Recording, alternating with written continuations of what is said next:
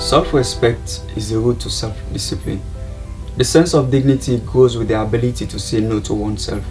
This is how we bring you your favorite Teen Scare Movement talk show, and I am Amadou Babagale Jallo, your very host. Rape and sexual assault is the topic for discussion. And to make this topic explicit and understandable, I have a well-renowned guest and from well-renowned organizations. So please introduce yourselves, your name, and the organization or institution you are representing. I'll start with the fine lady near me. My name is Hannah Capo. I'm from Girls Advocacy Development Network, and I am the CEO and founder. Okay, thank you very much. Hello viewers, my name is Elizabeth Mori. I'm from Teen Scare Movement. Hello, I am James Fortune, Acting Executive Director, West African Youth Network, and I'm happy to be here. Thank you very much. And I'm well pleased to have you guys here today as my guests to discuss rape and sexual assault is a topic for discussion. The show is brought to you by the Teen Scare Movement, in short TCM. We advocate, mobilize, and sensitize teenagers. And the topic for discussion today is rape and sexual assault, which is soaring to the apex in our societies and dragging down the efforts of stakeholders to ensure that things go normal.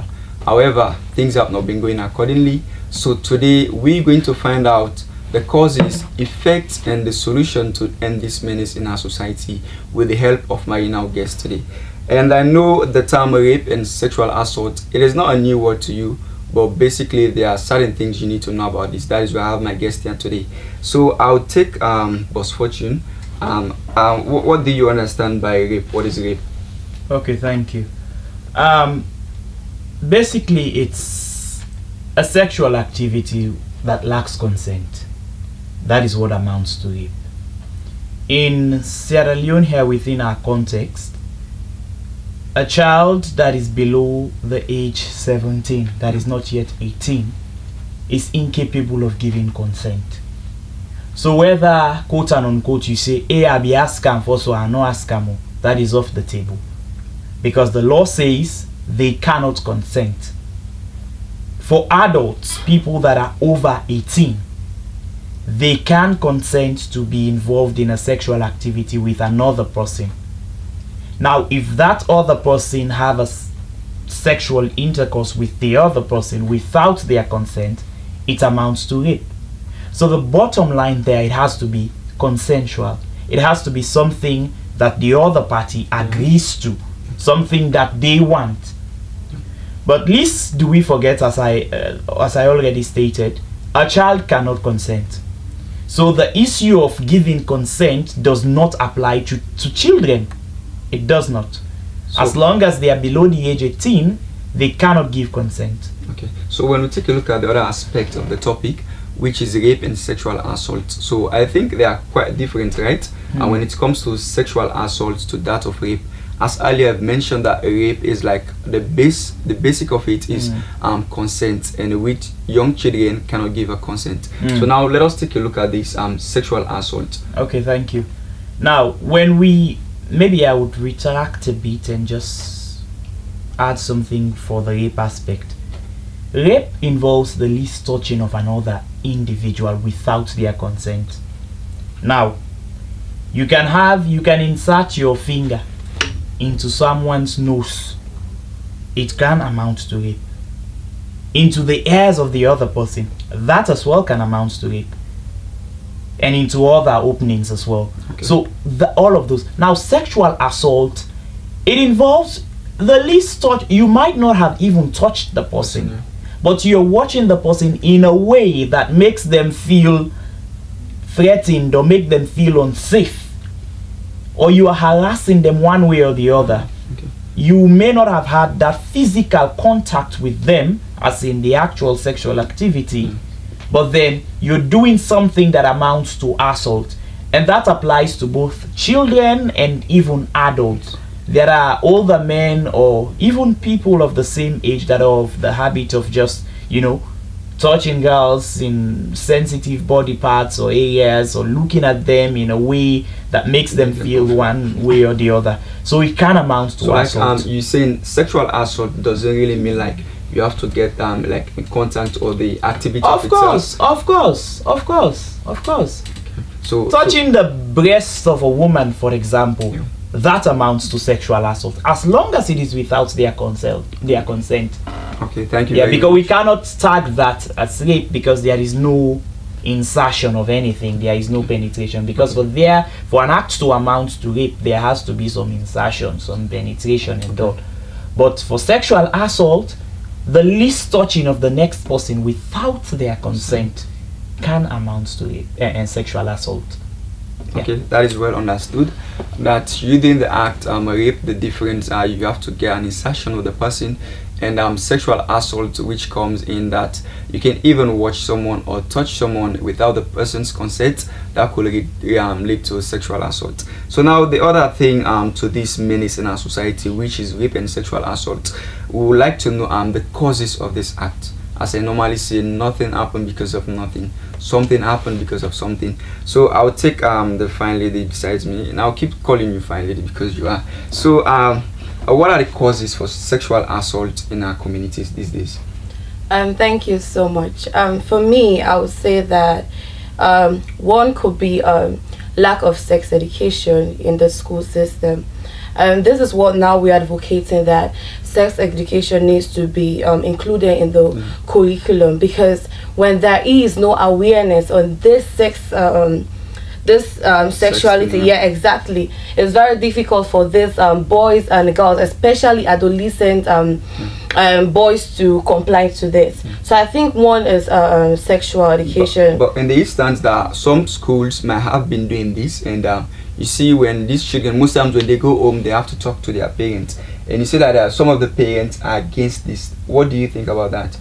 Well, I think for me, sex education is not that much in the school. For me, sex education has to be in the school curriculum from primary stage, not the secondary stage, because if you want to get a positive result, you have to start from the primary stage. So I think it has to start from the primary stage. And also when you talk about the parents, the reaction of the parents. Yeah, exactly. Most kids don't have that comfortable platform to talk with their parents. So the best they could learn is go to school and then learn it from school. Okay. Yeah. So I think we're still working on the causes of rape, and you just mentioned one, that is it should be included in our educational curriculum. Yes, another I could say is lack of self-control. Most men, because most perpetrators are these older men and all, most men don't have this self-control when they see a lady pass. Okay, in fact, not even ladies, even 1 month old baby, yeah, they get to rape them. This could also be caused by drug addiction or sort of ill or these things that they take. So I think also that lack of self-control is another thing that causes rape to be increased in our society. I think Elizabeth Moore, you want to add something to that, as she has mentioned earlier that taking a look at addiction, and then of course taking drugs, and ensuring that the children lacking education, sex education in school are some causes. And what other causes do you know of? Well, I think the dress code. We like to look at the dress code of girls. You know, some girls out there do dress as if, like prostitutes. Yeah, so due to that, it's make men to have feeling for them, wants to church them, But even as that, I don't think that is another excuse again for them to rape girls. Yeah, but in the instance that most girls, you see them like post pictures on the Facebook, on their WhatsApp status, and you see how they dress, sometimes exposing almost all of the body parts. Do you think that should not be an excuse or a reason for this act to happen? Yeah, I don't think that should not be an excuse, because that is not the right thing they are doing. For them to send their naked pictures in the media, that also can make the boys or men to get attracted to them, By them watching those picture or video, they will be attracted for them to involve into rape. Okay, Post Fortune, in this same aspect that most times this lady posts naked pictures on their statuses on Facebook and exposing almost all of their body, and I think that has already got an effect on the society when it comes to rape and sexual assault. What do you think of that? Okay, thank you. First off, I think I hold a very firm position on that particular issue. The dress code of any woman, whatever kind of dress code, is never ever an invitation for rape. No. So no matter how they dress, no matter what kind of clothes they put on, no matter what they share on social media, no matter how they are passing, no matter how good looking they are, it's never an invitation for rape.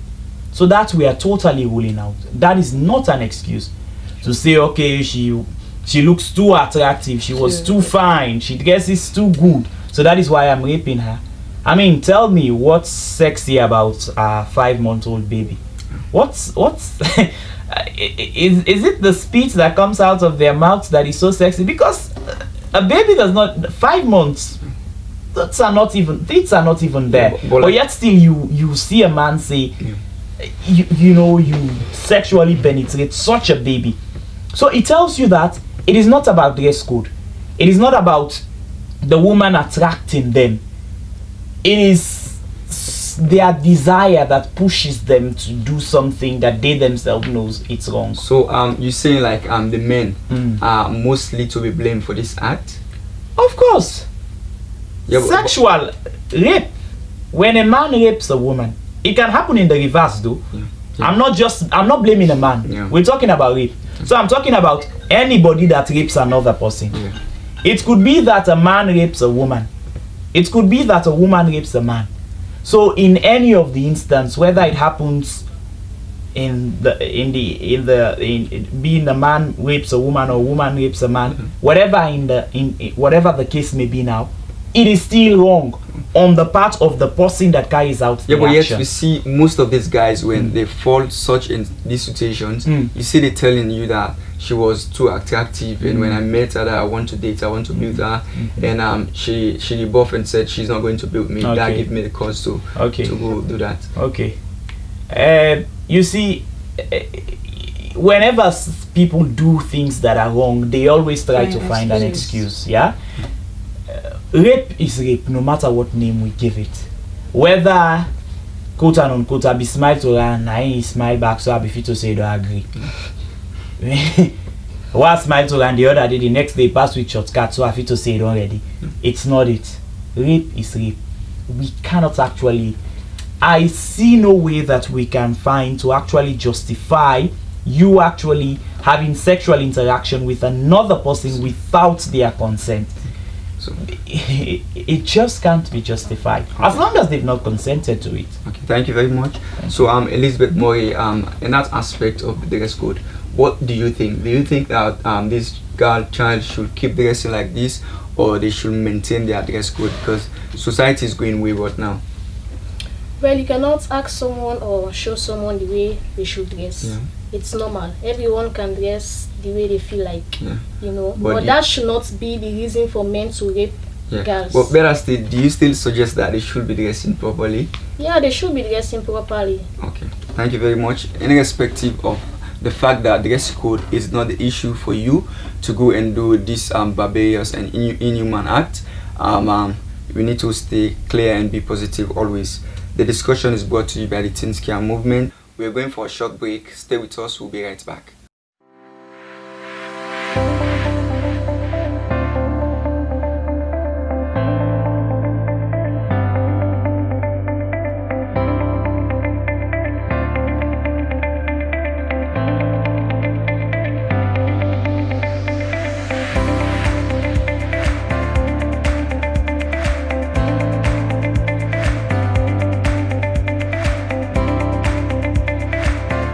My name is Andasi Williams. I am the Executive Director of Teen Scare Movement.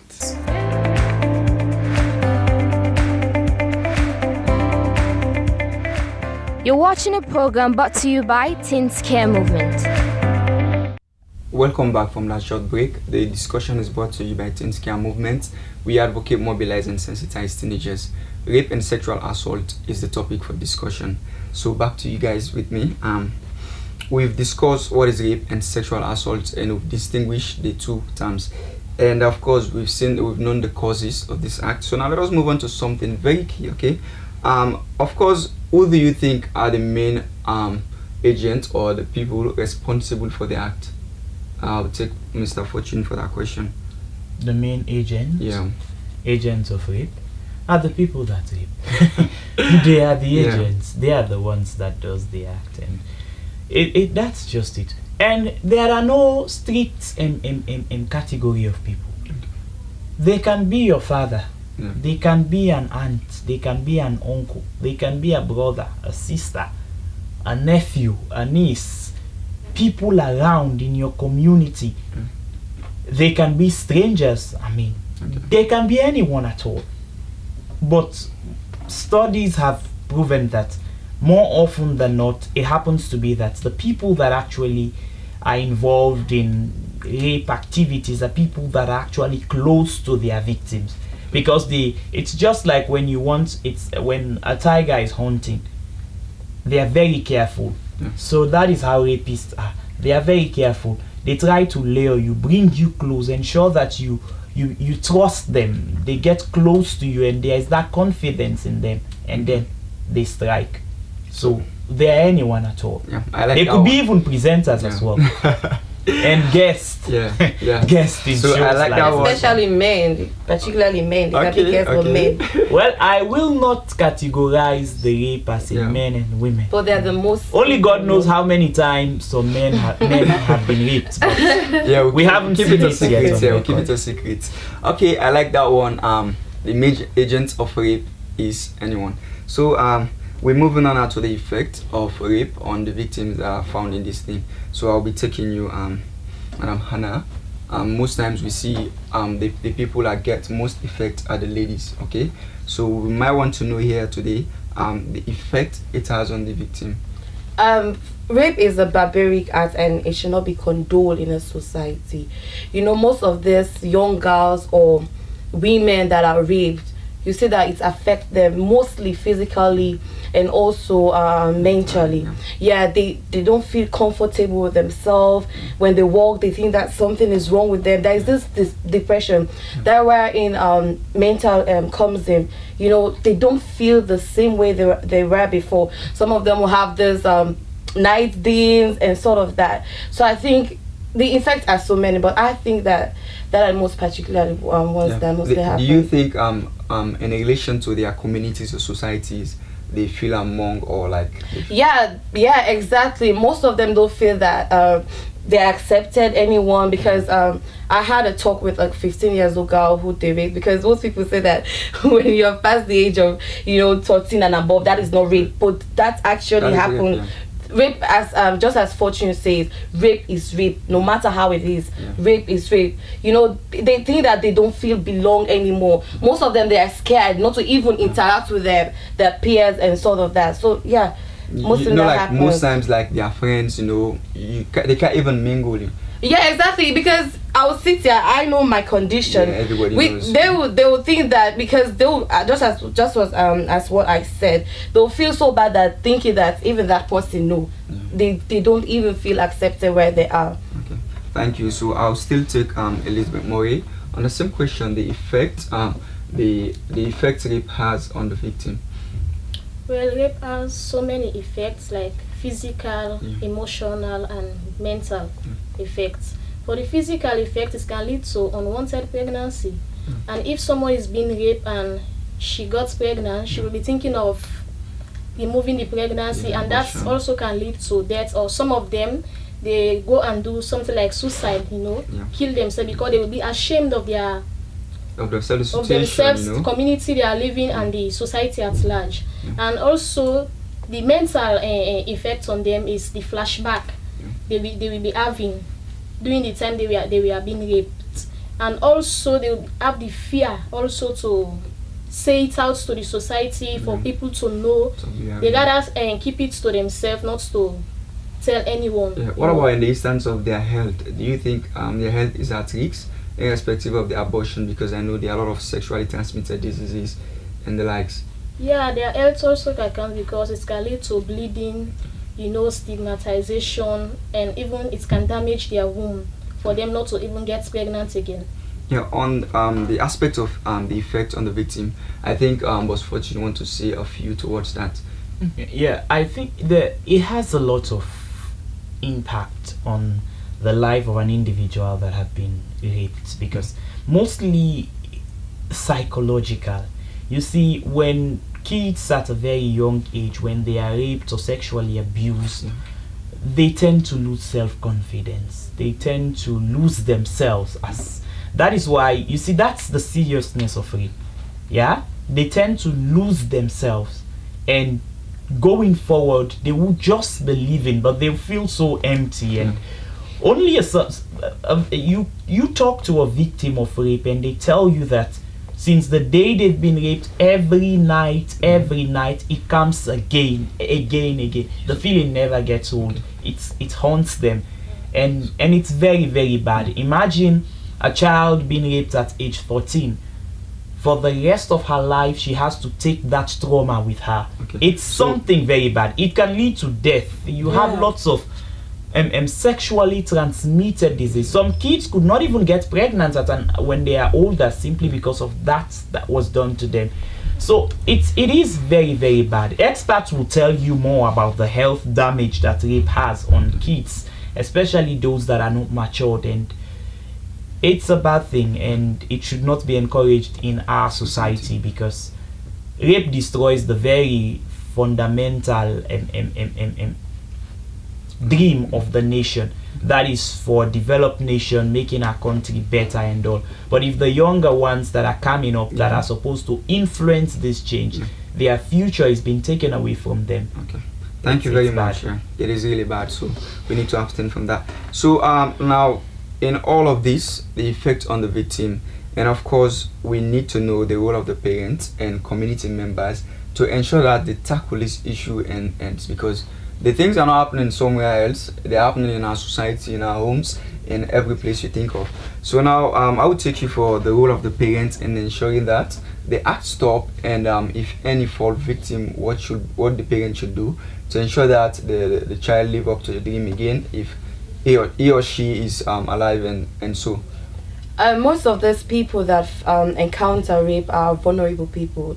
It mostly happens to vulnerable people. I think that parents have a great role to play.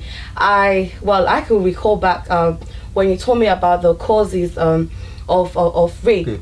One could be child labor. You know, this comes back into parenting. Most of these parents has to give their kids, you know, trade to go to the street to sell. And most of these girls that get raped, they encountered it from the street, right? They go, maybe men call them in the corner to have their goods that they are selling, and then they get an intercourse with them. So I think that this habit of child labor, you know, giving kids, especially girls, you see young girls, you know, at the age of 9 downwards, even 9 upwards, going to street to sell. Come on, kids should not be a financial person for the family, no way. So I think this act of child labor needs to stop. Parent has to give, you know, their children that comfortable, you know, place to talk to them, wherein they talk one-to-one. There should not be this barrier or limit that they can have with their children. There must be a comfortable space with their children so that they can talk, and so that will prevent them not to get involved. So I'll take you, Elizabeth Murray. What do you think the community members should do in ensuring that the act stop? Well, I think that the community members should engage in sensitization in their communities. Talk to people about the danger of rape, early sex, you know. By doing that, and let them also know the danger for anyone that is involved in those acts, that's what they will be going through, you know. So I think sensitization will be the best for the community people to know that this and this are not right. What they are doing is wrong. So I think that will be the best. So Madam Anna, in the instance of, like, you see in communities, most times you see these elderly men, you know, grown up men, you see the way they interact with these little girls, these little kids, you know, sometimes it's kind of sensitive.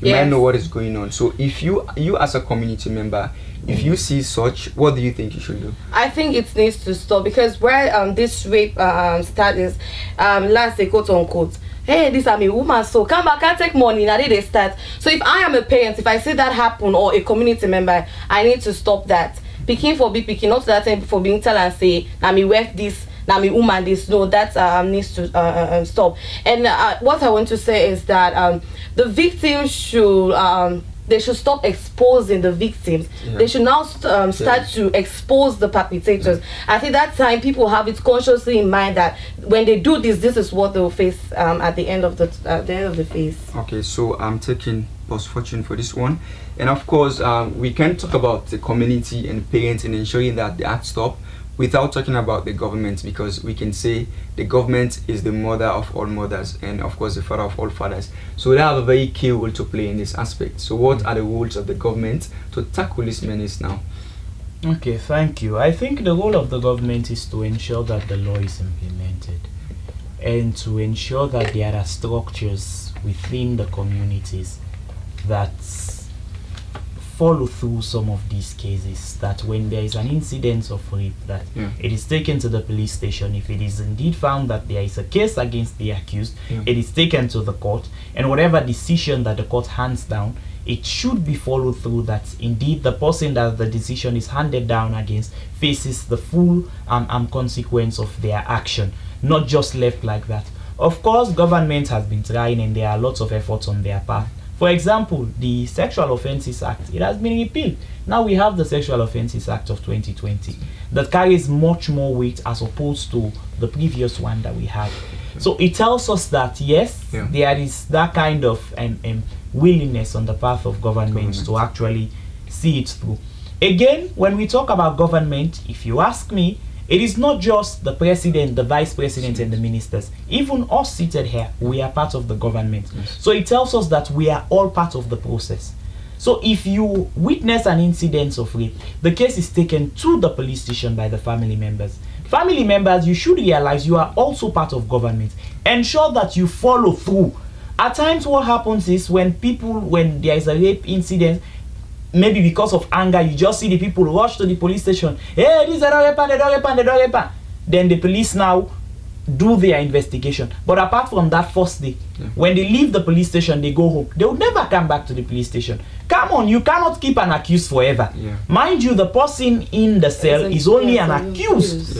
He has not been found guilty of anything. And if he's held there for some time and nobody is interested in going through with the case, they will let him go and that person goes back to the most community. times we see people giving excuse that it's because of financial status, that our normal saying that you get money and you get case, I quote and unquote. So what do you think about that mentality? Well, I think that is why there are policies now in place, and the government should now, that's why I say they should put more structures in place to ensure that those policies, the law is implemented when there is a rape case at the state, because I think it's even it's the government's responsibility. There should be a social office in every community.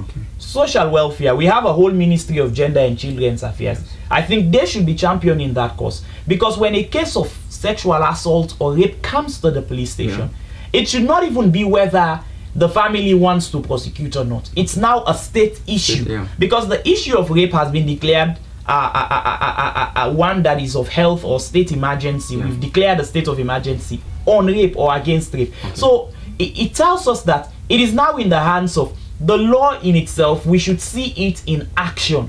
So when you go to the police station as a family and they realize that indeed this kid has been raped, and the family tries to go and withdraw the case, what the police should even do is lock up those family members themselves, because they are the ones that want this issue to continue on and on and on. Just the other day, you see people protesting in the street. Meanwhile, there is state of emergency and we have corona still being around, but people did not care and they jumped out to the street.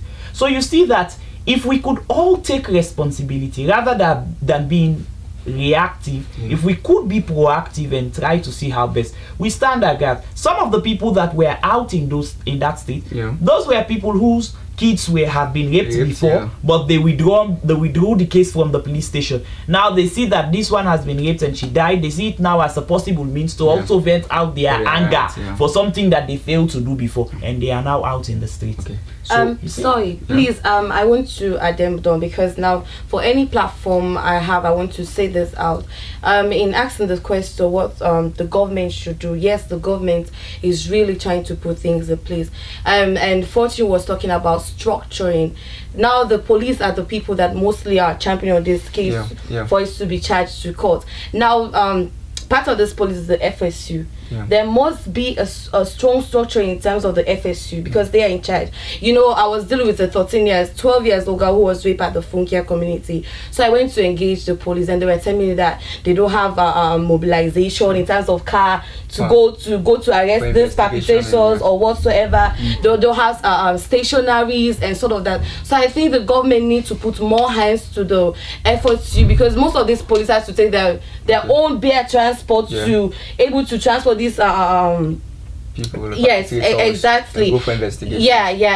And also for a case to be charged, it has a medical report has to come from the Rainbow Initiative. Initiative, you know, there are so many cases that only except for 3 months before you receive a case, before the police will be able to charge it to court. So I think government needs to look into that. There are other well-known hospitals that these girls can be checked, and there is a medical report, instead of going to Rainbow Initiative that has so lots of cases that they are dealing with, because mind you, they are dealing with all rape cases in Sierra Leone. So I think there must be a decentralization system. Yeah. Also. So like, what would be your last words to viewers out there?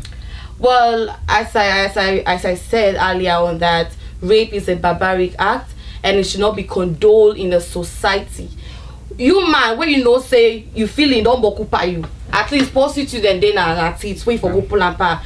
Our kids are the future, especially our girls. They are the future leaders of today. They must not be tampered or their future be ruined because of your own selfish gains and all. So please, and also to vulnerable people out there, when you know that your daughter or your child has been raped, don't be afraid to report to the police, so that they can be able to channel your case, so that at the end of the day justice will prevail. Thank you very much. So I'll take you, Lisbeth Mori, for your last words. Well, let me say I have this song that I want to sing. Okay, that's good. It goes like this. I have a life, I have a soul, I have a destiny to protect. Say no to rape, say no to rape, say no to rape. What is wrong, me being a girl? What is wrong with my dress code? What is wrong with humanity? Say no to rape, say no to rape, say no to rape. The dress code of a girl is not an invitation to rape. Thank you. Thank you very much. So I'll take you, Boss Fortune, for your last words. I want to clap. It's a wonderful song. That's yeah. I would want to encourage people out there that rape is an issue. Now, it is no longer a secret that it is happening in our communities. It's happening in our homes.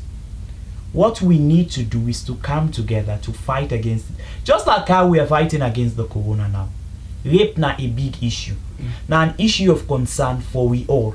If you witness a situation outside a rape person, you and family member, follow through that case day.